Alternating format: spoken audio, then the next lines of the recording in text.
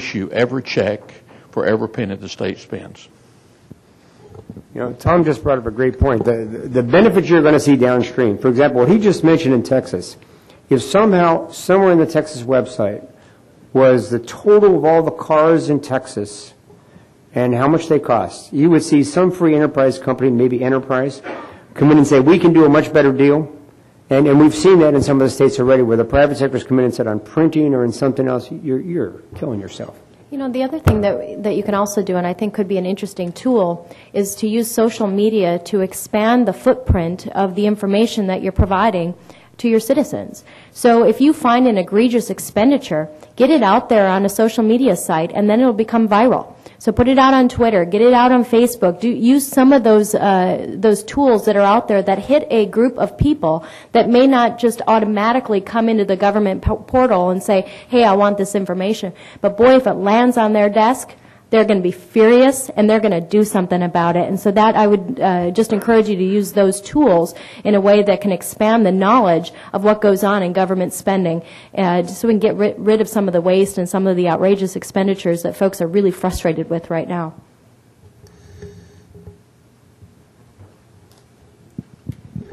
Sandra. Thank you. Just adding to that point, I think what is also important is and that is some of the bills that were passed have done that.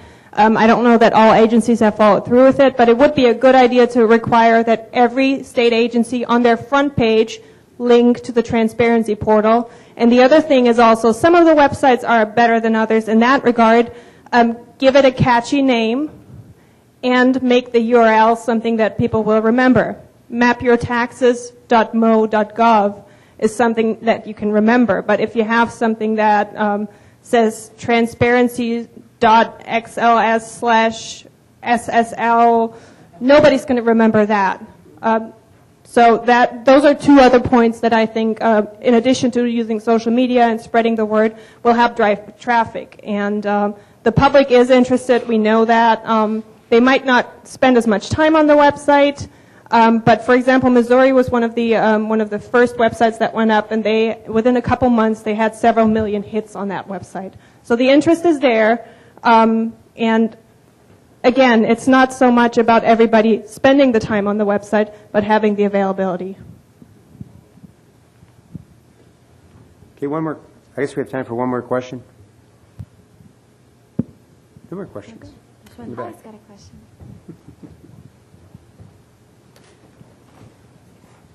Thank you. This could open up to any of the panelists, but can one of you let me know or let the audience know how you can work with a state think tank to either get the legislation passed or to get traction or to, blog about it or throw it up on YouTube?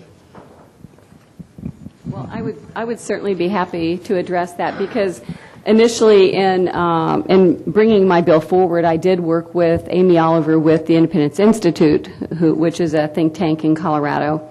And they actually had a model of a bill, and we tweaked it a little bit and changed a few things, but it does do a lot of the things that you're describing already with expenditures and revenues being supposed to be put online, and it is supposed to be searchable, and a number of these other things that we've discussed too with the changing of the data.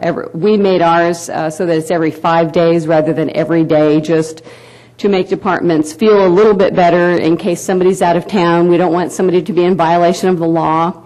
So I'm sure there have got to be a number of think tanks that are that have models already, and in addition, a number of the think tanks, they work together as well. And so we worked in conjunction with not only the think tanks, they worked with people to try to get emails sent to the legislators to encourage them to vote at every point and juncture within the committee hearings. And in addition, we just there were also some arms with blogs and other news media sources that, for instance, like Face the State in Colorado is a great conservative voice. So they reported on this constantly. And so there are a number of organizations like that that I think do work together on that. I don't know if you have a comment about that.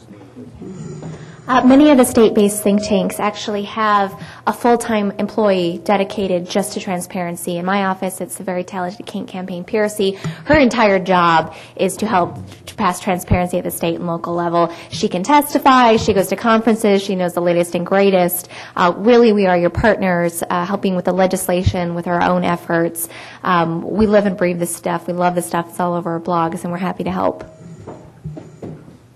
The think tanks can also do letters to the editor, meet with editorial boards, and get more support out like that. And again, they'd be glad to work with you. I want to thank the State Policy Network for sponsoring this workshop. We appreciate that. And we appreciate you coming. Now, one of the other things, the Tax and Fiscal Policy Task Force will have a toolkit available for you in January. That's for you, I mean the legislative part. In terms of budget ideas. And what we're trying to do is to move from traditional budgets where you look at, here's our current spending, we're going to add caseload increase, we're going to add inflation, this is the new budget, to look at outcome models. So we're going to have some ideas for you on looking at core governing strategies, nonpartisan revenue forecasts, spending limits, having agency mission statements, and that's shocking when you mention that in some states, actually have a mission statement, having some real outcome performance measures, having agency priorities by activity, purchase strategies, i.e. if it's in the yellow book, put it up for competitive bid, budget and tax transparency, which does both, performance audits, and then some specific issues that some legislators don't even want to consider, pensions, the unfunded liability, the federal stimulus, and competitive bidding. But again, I thank you all for coming today. The next workshop starts in a few minutes, and it's the dynamics of broadband investments, and it's in this room, right? It starts at 11:05? Okay, thank you very much.